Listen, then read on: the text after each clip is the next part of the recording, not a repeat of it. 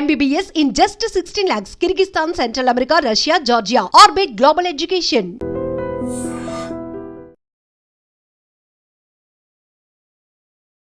నమస్కారం, welcome to I dream. ధర్మ మార్గం విత్ విజిత కార్యక్రమానికి స్వాగతం.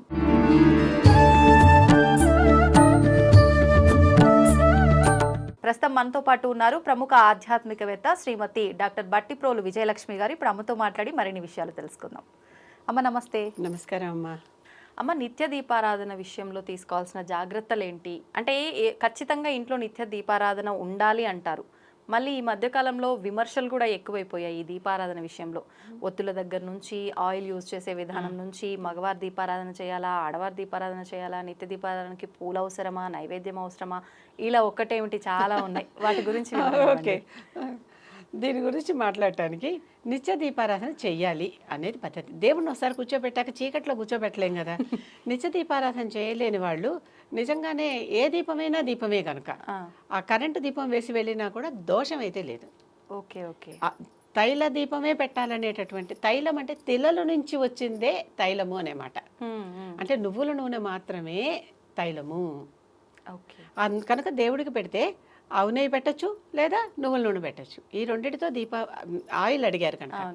ఇతర నూనెలు కూడా కొన్ని చేయటం అనేది పద్ధతిలో ఉంది, కానీ అది మామూలు నిత్య దీపారాధనకి, సాత్విక పూజలకి అవి వర్తించవు పెద్దగా. అవి వేరే. ఓకే. కొన్ని వేరే ప్రత్యేకమైన పూజలు చేస్తాం కదా, వాటికి సంబంధించి ఆ నూనెలు మారతాయి. కనుక తైలం కానీ ఆవు నెయ్యి కానీ మామూలుగా ఇంట్లో సాత్విక దీపారాధన చేసుకునేటప్పుడు ఇవి చెయ్యొచ్చు, ఇవి వాడచ్చు, ఇవి రెండు.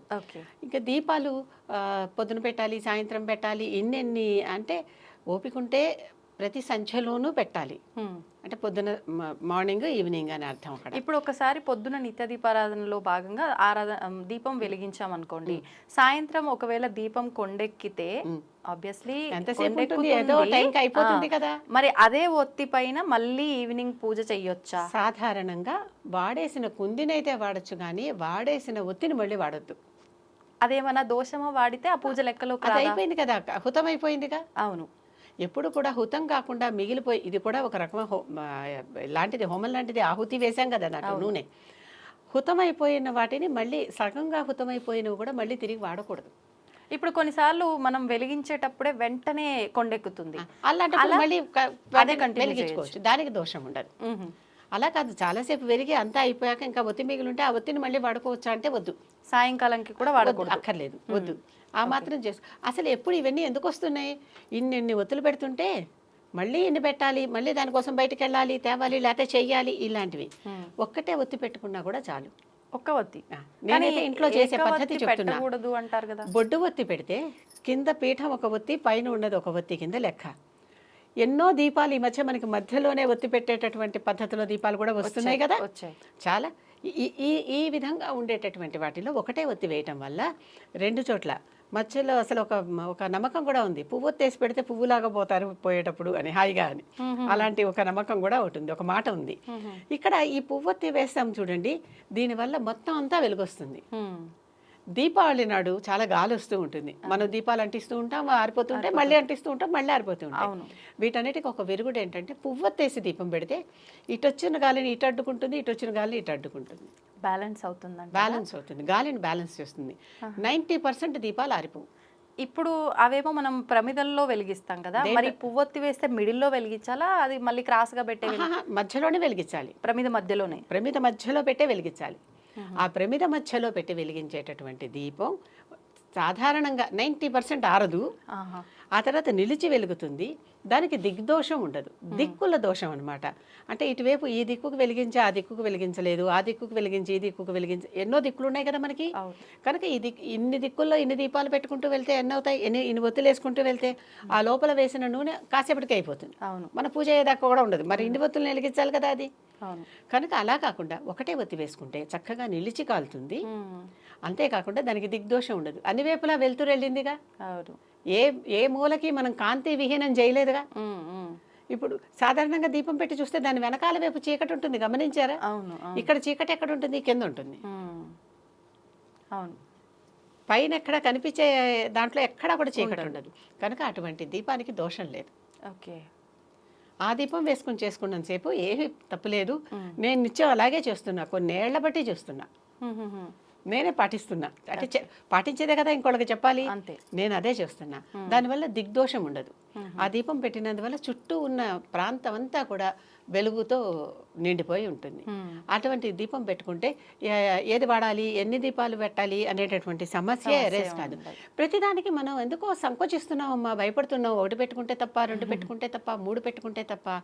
మొన్నెవరో ఒకటి అడిగారు, ఒక దీపం ఒక్క వత్తి వేయకూడదు అంటారు కదండి అని. అది ఒక్క వత్తితో సమానం కాదు. పీఠం ఒక వత్తి, ఇక్కడి నుంచేగా పైకి ఆయిల్ వెళ్తుంది. అది సింగిల్గా ఇలా ఉన్న వత్తి కాదు, దానికి 2 భాగాలు ఉన్నాయి కనుక అది 2 వత్తులతో సమానం. పెద్ద పెద్ద వాళ్ళు కూడా చెప్పారు ఇవి. చెయ్యొచ్చు, తప్పులేదు. పెద్ద పెద్ద వాళ్ళు కూడా చెప్పారు వీటిని ఇలా ఈ విధంగా చేయొచ్చును అని.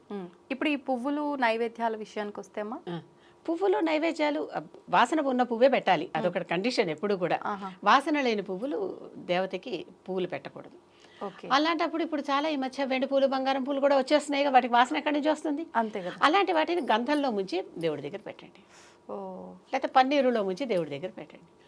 కాస్త నీళ్ళలో కొంచెం జవా తీసుకుంటే ఎంత సుగంధభరితం అయిపోతుందిగా. ఈ పువ్వును కొంచెం దాంట్లో ముంచి దేవుడి దగ్గర పెట్టండి. వాసన లేని పువ్వు పూజకు పనికిరాదు. ఎంత పెద్ద పువ్వు అయినా సరే, ఎంత చిన్న పువ్వు అయినా సరే. కనుక అది పెట్టచ్చు, ఏ పువ్వైనా పెట్టచ్చు వాసన ఉంటాయి. అందుకనే మల్లెలు, గులాబీలు వాటికి మంచి వాసన ఉంటాయి కదా, అలాంటి పువ్వులు ఎక్కువ ప్రిఫర్ చేస్తుంటారు. సన్నజాజులు, లిల్లీలు, ఎందుకంటే చక్కటి వాసన ఉంటాయి. అలాగని చాలా ఘాటైన వాసనలు ఉన్నవి కూడా బంతిపూలు లాంటివి పెట్టరు పూజకి. అవును, బంతిపూలు గుమ్మాలకు కడతారు కానీ బంతిపూలు పూజకి, డెకరేషన్ కి, గుమ్మాలకి వాటికి వాడతారు. ఎందుకంటే బంతి పువ్వు ఘాటుగా ఉంటుంది వాసన. అవును, వీటి వాసన వేరు, వాటి వాసన వేరు. కనుక ఇలాంటి పువ్వులు ఏది వాడాలి అంటే ఇది నియమం.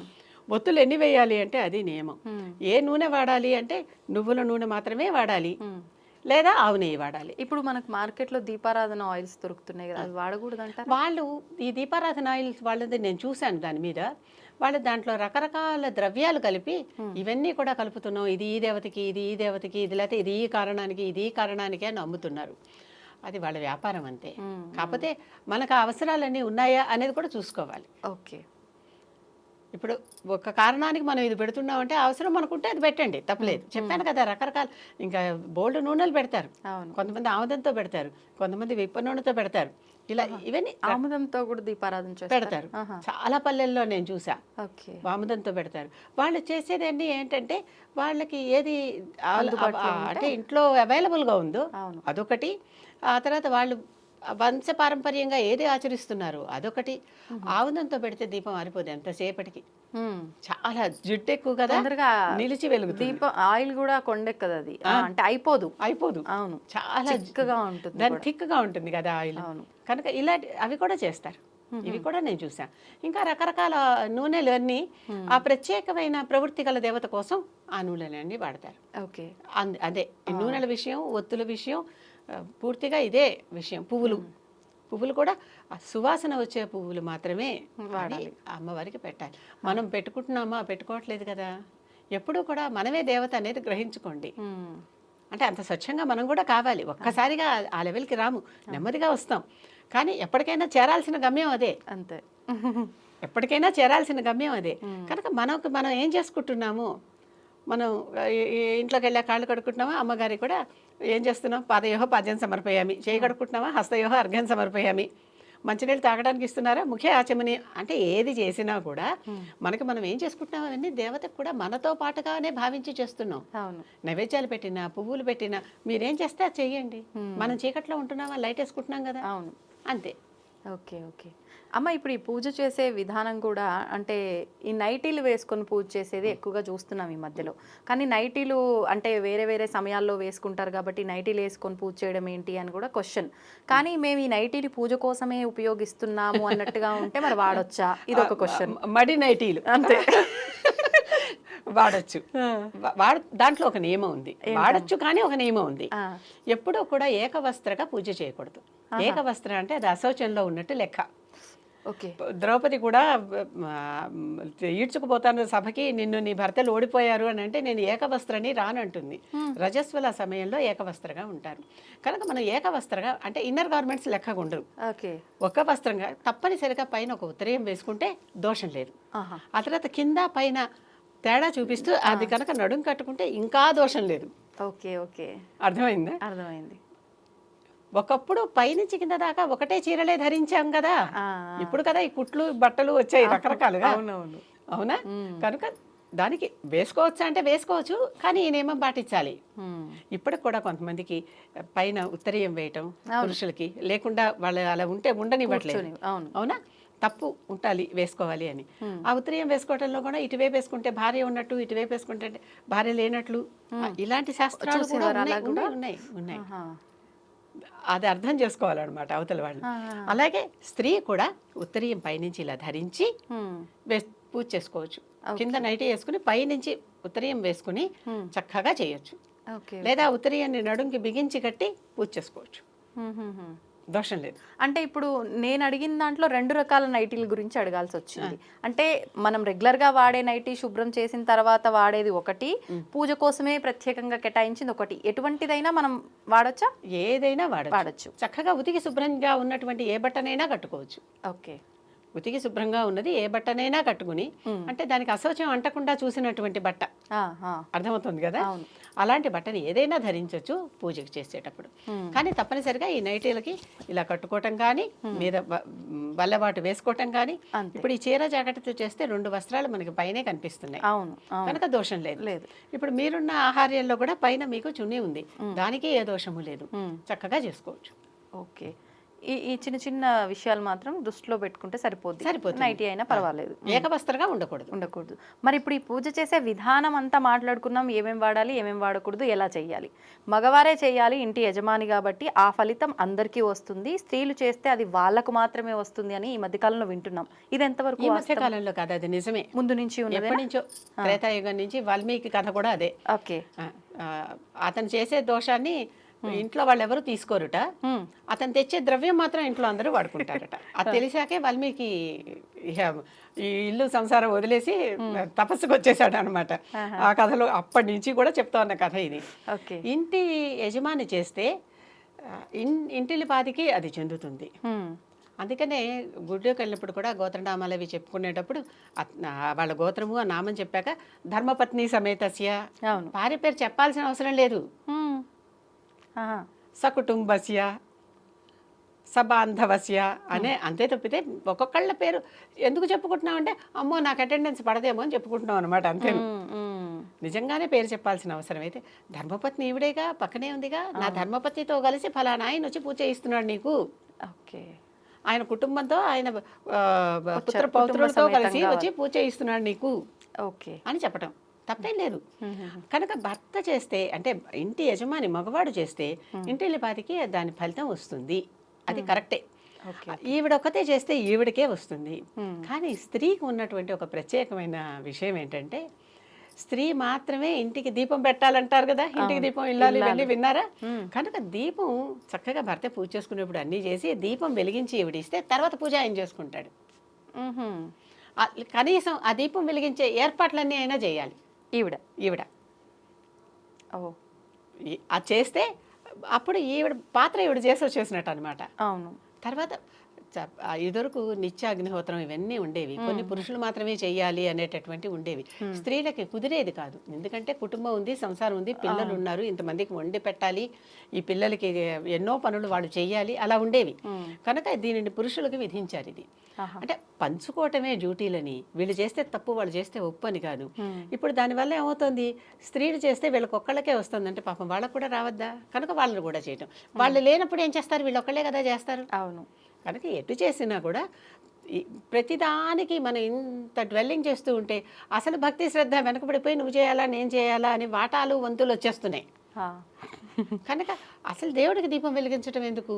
అజ్ఞానం నుంచి కాస్త వెలుగులోకి రావటం కోసం. అంతే. చీకటిని అజ్ఞానంతో పోలుస్తాం, వెలుగుని జ్ఞానంతో పోలుస్తాం. అవును. కనుక అక్కడ చీకటి పోయి ఆ వెలుగు రావటం కోసం దీపం వెలిగిస్తున్నాం. ఆ దీపం వెలిగించేది ఇంటికి దీపం ఇల్లాలి. అందుకే దీపం పెట్టేవాళ్ళు కూడా ఆ ఇంట్లో లేరు అంటారు. అవును. చాలా మంది ఉంటారు ఇంట్లో, ఎంతమంది ఉన్నా ఇల్లాలు ఉంటేనే దీపం పెడుతుంది. అంటే ఇల్లాలు పెట్టిన దీపం ఇంటికి వెలుగు. ఆ తర్వాత భర్త కూర్చుని మిగిలిన పూజలన్నీ చేస్తాడు. ఓకే. కనుక భార్య తన బాధ్యతగా పూజకు కావాల్సిన ఏర్పాట్లన్నీ చేసి అక్కడ దీపం పెట్టుకోవటానికి పువ్వులు అన్ని పూజా ద్రవ్యాలన్నీ అక్కడ పెట్టి భర్తకి కూర్చోబెడితే భర్త మిగిలింది చేస్తాడు. ఈవిడ మిగిలిన పనులు చేసుకుంటుంది. ఓకే. అంతేగాని నేను అన్నీ చేశాక అప్పుడు వాళ్ళు వచ్చి చేస్తే దేవుడు అది నేను చేయలేను అంటే చేయొచ్చు, కానీ తను చేయాల్సిన ఇతర పనులు ఆగిపోతాయి. ఎందుకంటే ఒకప్పుడు ఇప్పటికీ కూడా పిల్లల రియరింగ్ కానీ వాళ్ళ నరిషింగ్ కానీ చూసేది ఎక్కువగా తల్లే. అవును. ఎన్ని మారినా ఎక్కడైనా. కనుక తల్లికి వేరే బాధ్యతలు ఉంటాయి. అందుకని మరీ వంతులు పోకుండా నువ్వే చేయాలా నేనే చేయాలా అని ఈ మధ్య ప్రతిదానికి అంటే తగాదా పెట్టుకోవటానికి కారణం ఏంటి? కాదేది కవితకు అనర్హం, శ్రీశ్రీ అన్నట్టు కాదేది తగాదాకు అనర్హం. ప్రతిదానికి ఏదో ఒకటి వచ్చేస్తుంది. అలా కాకుండా చక్కగా ఇద్దరు సయోధ్యగా చేసుకుంటే చాలా బాగుంటుంది. అంటే ఇద్దరు ఉద్యోగస్తులు అవ్వటం వల్ల ఓపికలు లేక కూడా అంటే అన్నీ నేనే చెయ్యాలనే భావన ఆడవాళ్ళు ఎక్కువగా వస్తుంది. మరి వీళ్ళు చేస్తే తప్పేంటి అనే ఒక క్వశ్చన్ కూడా రేజ్ అవుతుంది. దానివల్ల గొడవలు. చక్కగా వెళ్ళి మంచిగా అలంకరణగా దీపాలు పెట్టుకోండి. ఇద్దరు ఉద్యోగం చేస్తున్నారు, ఆ మాత్రం డబ్బులు ఉంటాయి కదా, అలంకరణగా దీపాలు పెట్టుకోండి. వెళ్ళి ఒక స్విచ్ వేసి దండం పెట్టుకోండి. సింపుల్గా. సింపుల్. దీపం జ్యోతి పరబ్రహ్మ. ఆ దీపంలో వెలిగే జ్యోతి పరబ్రహ్మట. ఆ దీపానికి దండం పెట్టుకోండి. ఇంటికి కాంతినిస్తున్న దీపానికి దండం పెట్టండి. సాయంకాలం పూట స్విచ్ వేసి దండం పెట్టేవాళ్ళు ఎంతమంది దేవుడికి? ఆ దీపం చూసి ఇలా దండం పెట్టా. మరి అక్కడ దీపం వెలిగినప్పుడు ఇక్కడ నూనె దీపమే ఉండాలి, కరెంటు దీపం ఉండద్దు అనే మాట ఇక్కడ ఎలా వచ్చింది, అక్కడ ఎలా వచ్చింది? ఎందుకు ఒకప్పట్లో కరెంటు లేని టైంలో ఇలా దీపాలకు దండం పెట్టారు. అది రాను రాను రాను ఈ ఎలక్ట్రిక్ దీపాలకు కూడా లైట్ ఆన్ చేయగానే మీరు అన్నట్టు నమస్కారం చేసుకుంటాం కదా. ఇంకే ప్రతిదానికి పూర్తిగా ఒక నియమబద్ధంగా అట్లాగే వెళ్ళాలని అంటే అన్ని చోట్ల జరగదు. అది గమనించుకోవాలి. అంతే, అది గమనించుకోవాలి. ఈ మధ్య చక్కగా సువాసన వచ్చేటటువంటి రకరకాల ఇవి కూడా వచ్చేసాయి. అవునవును. నేనేం చేస్తున్నాను, మా ఇంట్లో చక్కగా ఇంత ముద్దకర్పూరం తీసుకుని మూటలు కట్టి అన్ని గదుల్లో పెట్టేస్తే చక్కగా ఇల్లంతా సువాసన భరితంగా ఉంటుంది ఎప్పుడు. ఓకే, ఒక టిప్ చెప్పేశారు అయితే. అంతేకాదు, కరోనా అప్పుడు అలా చేస్తే మాకు కరోనాలు కూడా ఎవరికి మా ఇద్దరికి రాలే. అవునా? ఇంకెవరు వచ్చే పోయే వాళ్ళు లేరు కదా. అవునవును, ఉన్నది మీ ఇద్దరు. అప్పట్లో చాలా మంది ఆ కర్పూరము ఏదేదో వేసి ఒక లిక్విడ్ కూడా తయారు చేసుకున్నారు. అంటే మెయిన్ అయితే ఇంగ్రీడియంట్ అందులో కర్పూరమే. పచ్చ కర్పూరము, వేపాకు, పుదీనా పువ్వు, సంథింగ్ ఏవేవో ఒక 4-5 ఇంగ్రీడియంట్స్. ఎవరు కనిపెట్టిన మందు వారిది. అంతే. అది పనిచేసిందా మంచిదే, వెరీ గుడ్. అవును, అంతే కదా. అవును. నేను ఈ రోజుకి ఎక్కడికి వెళ్ళినా కర్పూరం పెడితే అది ఆ కర్పూరం వాసన వస్తూ ఉంటుంది. ఎక్కడికక్కడ చెడ్డ వాసనలు ఏమన్నా ఉంటే పోతుంది, ఆటోమేటిక్ గా ఫ్రెష్ అయిపోతుంది ఆ ప్లేస్ అంతా కూడా. అవును. మా కార్ తలుపు తెరవండి, మీకు కర్పూరం వాసన వస్తుంది. నేను వేరే కార్ ఫ్రెషనర్స్, రూమ్ ఫ్రెషనర్స్ పెట్టను. ఓకే ఓకే, చాలు మనకి మంచి. ఏమన్నారు, ధూపం దీపం నైవేద్యం. ధూపం వేయటం వల్ల పొగే కదా వస్తుంది, అవును, వాసనే కదా. ఆ వాసన దీపం వెలుగు కోసం, నైవేద్యం వాళ్ళకి చూపించి మనం తినడం కోసమే. కనీసం 3 ఉపచారాలు అన్నమాట. ఆ మాత్రం చేసుకోవచ్చని నేను అనుకుంటా. చేసుకోవచ్చు, కాకపోతే మనం కల్పించుకోవాలి. మనసు లేకపోతే ఏవి చేయలేం. అంతే. మనసు ఉంటే ఎన్నైనా మార్గం ఉంటుంది. మనసు దానికోసం మనం ఈ సమయం కేటాయించాలి అనేటటువంటి ఒక ఆలోచన. అది. ఓకే అమ్మ, ఇప్పుడు సమయం కూడా చూసుకోవాలి. ఈ దీపారాధన చేయాలి అంటే పలానా ఈ సమయంలోనే చెయ్యాలి అని చెప్పి అలా ఏమీ లేదు. అలా ఏమీ లేదు. నిత్యం అంటే ఎప్పుడు చెప్పాను కదా, సమయం ఈ సమయమే, ఆ సమయమే, ఇలా పెట్టుకుంటే అసలు ఏ పని కాదు. నిజంగా బయటికి వెళ్ళాలంటే వాళ్ళు ఎవరో తుమ్మారు, వీళ్ళెవరో ఎదురొచ్చారు, లేకపోతే నాకే ఏదో అయింది, ఇలా అసలు ఏది కాదు. దేనికైనా అతి సర్వత్ర వర్జయేత్ అనే సూత్రం గుర్తుపెట్టుకోండి. అతి చేస్తే ఎక్కడా కూడా ఇది పనికిరాదు అనేటటువంటిది ఒక శాస్త్రం ఉంది. ఓకే, ఇది గుర్తుపెట్టుకోవాలి. అతిగా ఏది పోవద్దు, అన్ని పొదుపుగా. ఎక్కడక్కడ ఒక లిమిట్ ఉండాలి. ఆ లిమిట్ని బట్టే మనం ఏదైనా, ఆ లిమిట్ ఎవరికి వాళ్ళకే తెలుస్తుంది. అవును, నా లిమిట్ ఏంటో నాకు తెలిసినట్టు మీ లిమిట్ ఏమిటో మీరికి తెలుస్తుంది. ఒకళ్ళ లిమిట్ ఒకటి కాకపోవచ్చు. వాళ్ళ శక్తి వేరే కావచ్చు, వీళ్ళ శక్తి వేరే కావచ్చు, వాళ్ళ అవసరాలు వాళ్ళ సమయాలు వేరే కావచ్చు. అవును. కనుక దానికి దోషం లేదు. కాకపోతే ఒకటి ఏం చెప్తారంటే, పొద్దున్న పూట చేస్తున్నవన్నీ దేవతా పూజలు, మధ్యాహ్నానికి వస్తున్న కొద్ది పితృదేవతా పూజలు, మళ్ళీ సాయంకాలం పూట అంటే ప్రదోష సమయంలో మళ్ళీ దేవతా పూజలు, ఇంకా అర్ధరాత్రి చేస్తే క్షుద్ర పూజలు, రాత్రి పూజలు అంటే రాక్షస పూజలు. Okay okay. కొన్ని దేవతలకి రాత్రిపూటే చేయాలి. అవును, తప్పనిసరి. కనుక ఆ దేవతలకు రాత్రిపూటే చేస్తారు.